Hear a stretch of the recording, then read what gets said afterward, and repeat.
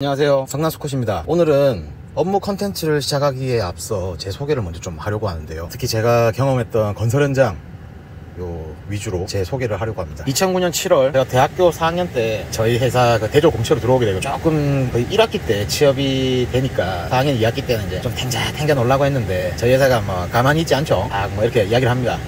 갑자기 전화가 오죠. 성난수컷아, 너희 나태함이 본사에서 느껴진다. 너희 집에서 가장 가까운 현장으로 배치를 해줄 테니까 9월부터 가서 한 3개월 정도 인턴 생활을 해라, 뭐 이렇게 전화가 옵니다. 그때는 예 알겠습니다 하고 이제 가죠. 그렇게 해가지고 제 인생의 첫 현장이 시작되죠. 거기 현장이 이제 포항 삼척 철도 현장으로 경북 포항시에 위치를 하고 있거든요. 그래서 뭐 인턴이니까 뭐 담당 업무 이런 건 없고, 현장 사무실에 뭐 이렇게 딱 있으면 뭐 여러 가지 일들이 발생한다, 그죠? 그러면 뭐 온갖 잡무를 하는 거예요. 뭐 도면 복사도 하고.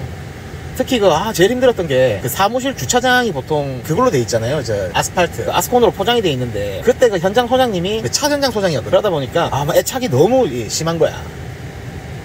그래가지고 그 주차장에 그 아스콘 포장되어 있는 그 고유의 색깔, 검은색이다, 그죠? 그 검은색을 계속 유지를 하고 싶어 하는 거예요. 그러면서 제가 인턴이죠. 제일 만만하고. 그래서 소장님이 저보고 이야기를 합니다. 성난수컷, 매일매일 검은색이 유지될 수 있도록 물 청소를 해라. 와, 사람 미칩니다, 그거. 땡볕에 하루 종일 물 호수 하나 들고 청소하는 거예요. 그냥 검은색 유지할 수 있도록.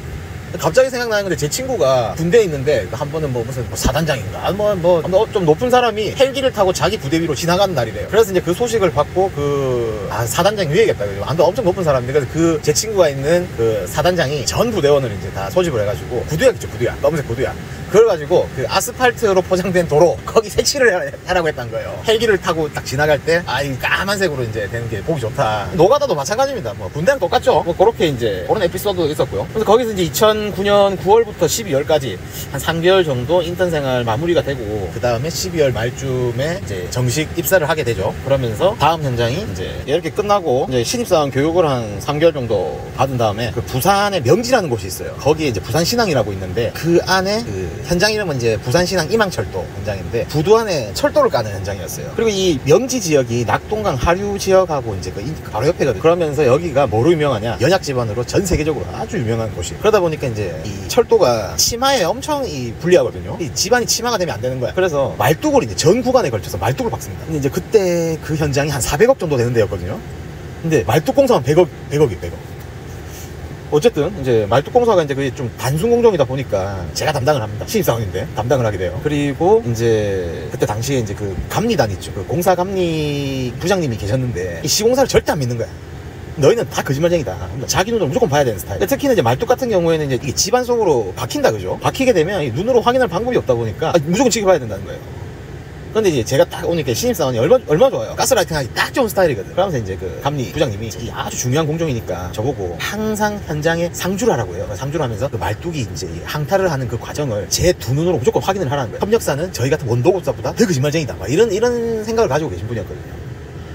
근데 이게 말이야 쉽지. 제가 거의 한 1년 정도 있었거든요. 한 10개월 정도 있었는데, 그 항탁이 옆에서 막 쿵쾅 소리 들으면서 하루에 10시간씩 있으면 와 진짜 정신병 걸립니다. 저희 그때 안전팀장님은 저보고 불쌍하다고 그 독일제 기마개까지 사줘요. 너 일하다가 이명 이런 거 일어난다 이러면서. 어쨌든 그러면서 2010년 2월부터 거의 한 1년 정도 이제 말뚝 하루 종일 받고 있는데, 갑자기 본사 인사 담당자가 전화가 옵니다. 제 청춘과 인생을 바꾸는 아주 중요한 전화였거든요. 바로 카자흐스탄 발령입니다. 그때 전화가 이래요. 제가 여보세요, 네, 성난수컷입니다 이렇게 하죠. 본사가 이제 카자흐스탄 이렇게. 제가 그게 뭡니까? 본사에서 이제 꿈과 희망의 나라, 그래서 뭐 어쩌라고요? 제가 이야기하니까 이제 가라 카자흐스탄, 뭐 이런 식으로 발령을 내요. 지금 생각하면 참 저도 좀 순진했고 본사도 좀 너무했고 뭐 한데, 그래서 이제 2010년 12월에 27살의 나이로 이제 생전 처음 들어보는 나라 카자흐스탄으로 이제 떠납니다. 그러니까 이때 국내 저희 건설회사들이 이제 유행처럼 해외 수주를 엄청나게 하거든요. 이 분위기에 휩쓸려서 이제 저희도 이제 뭐 베트남, 카자흐스탄, 우즈베키스탄, 인도네시아 뭐 이런 데 이제 해외 건설 공사를 막 수주를 하는데, 인력은 없는 상태에서 수주부터 먼저 하다 보니까 그 신입사원급인 제가 이제 카자흐스탄을 가게 되는 거죠. 그러면서 거기 가서 이제 제가 첫 공무를 시작합니다.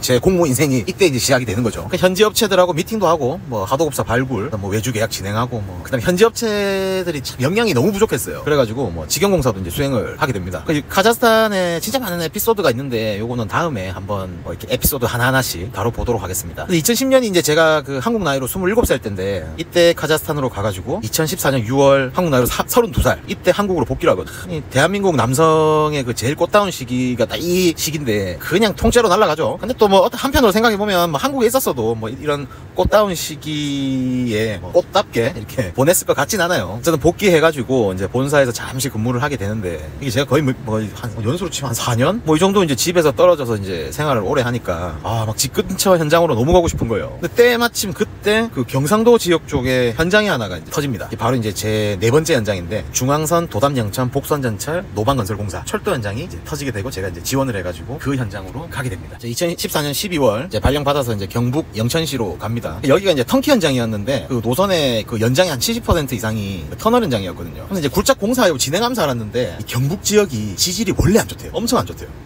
그래서 이제 터널 좀 아시는 분들은 이 경북 지역의 터널이다, 터널 현장이다 이러면 설계 대비 엄청 암질이 안 좋을 거다라는 그런 생각을 가지고 이제 일을 하신대요. 저는 몰랐죠.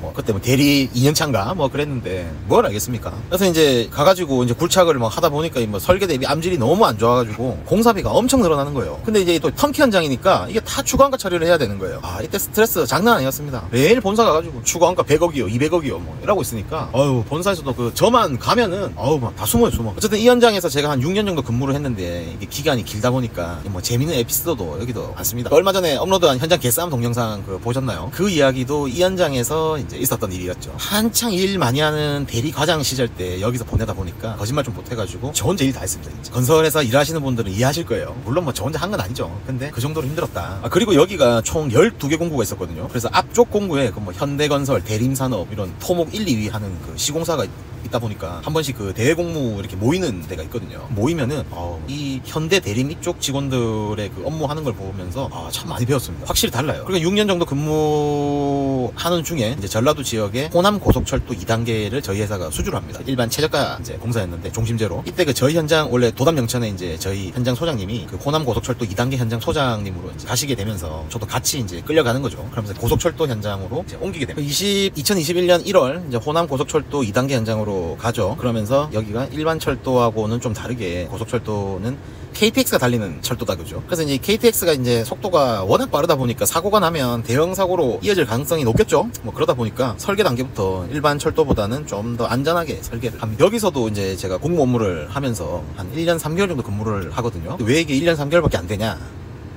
2020년도 요 현장 가기 1년 전이죠. 그때 이제 둘째가 태어나가지고 처음에는 장모님이 좀 한 1년 정도 봐주시다가 21년도에는 장모님도 계속 저희 집에 계실 수는 없으니까 이제 저희 애가 그 둘째가 이제 2살 될 때부터 그 와이프 직장 내 어린이집 거기를 바로 보내거든요. 그러니까 와이프 혼자서 애 2명을 키우는 게 너무 힘든 거예요. 저도 이제 마음이 약하고 하니까. 그래서 이제 출퇴근을 이때부터 하게 됩니다. 제가 이제 집이 세종이거든요. 세종에서 나주까지 왕복 한 500km 돼요. 그걸 출퇴근을 합니다. 근데 매일은 아니고 그러니까 월요일날 출근, 거기서 하루 자고 화요일날 퇴근, 수요일 출근, 목요일 퇴근, 금요일은 따당 뭐 하루에 이제 하는 거죠. 이때 제 차가 이제 코란도 C인데 그 헤이딜러 이야기 동영상 제가 올린 거 있죠. 그거거든요. 1년 동안 거의 85,000km 달립니다. 장난 아니죠. 그러면서 이제 차가 이제 걸레가 되고 제 몸도 걸레가 되고 뭐 새벽 4시에 일어나서 출근하는데 뭐 몸이 버틸 수가 있겠습니까? 도저히 버틸 수가 없어가지고 현장하고 본사에다가 제 사정을 이야기를 하죠. 해가지고 좀 집 근처로 보내달라 해가지고 세종 근처 현장으로 옮기게 됩니다. 그래서 이제 현재 제가 근무하고 있는 이 서부내륙 고속도로 그 2022년 3월에 이 현장으로 이제 발령을 받습니다. 이 도로 현장, 국내 도로는 제가 처음인데 그 철도 현장에 비해서 설계가 상당히 복잡합니다. 사실 철도는 이제 막 빠르게 움직이잖아요. 그러니까 사람들 눈에 이제 잘 안 보여. 눈에 보이는 곳은 우리 기차 탈 때 그 역사에 간다 그랬죠. 그래서 그 역사는 눈에 보이는데 달리는 도중에 워낙 빠르니까 이게 잘 안 보이니까, 그러다 보니까 이제 그 일반 노선의 배수 구조물이나 뭐 부대공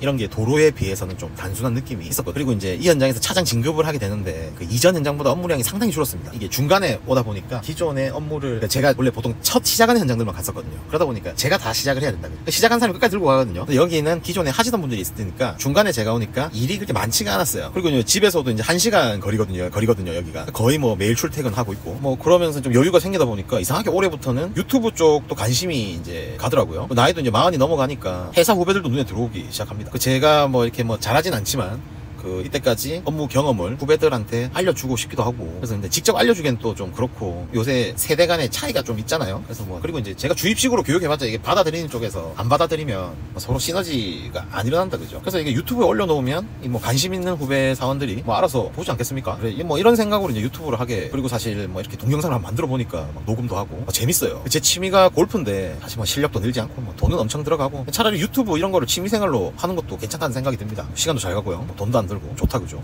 그러니까 이렇게 제 노가다 15년 이야기를 했는데요. 말하다 보니까 참 여러 일을 겪었다는 생각이 듭니다. 아직 제가 41살이거든요. 그래서 아직 한 20년은 더 해야 정년퇴직인데 이게 마라톤이라 생각하고 페이스 조절을 해가면서 남은 노가다 생활을 해야 될 것 같아요. 웃음기 쫙 빼고 진지하게 업무 컨텐츠를 자주 업로드 하려고 합니다. 혹시나 후배 사원님들이나 동종업계 종사자분들에게 이제 이걸 보신다면 참 많은 도움이 되었으면 좋겠습니다. 기대해 주시고요. 긴 영상 시청해 주셔서 감사합니다.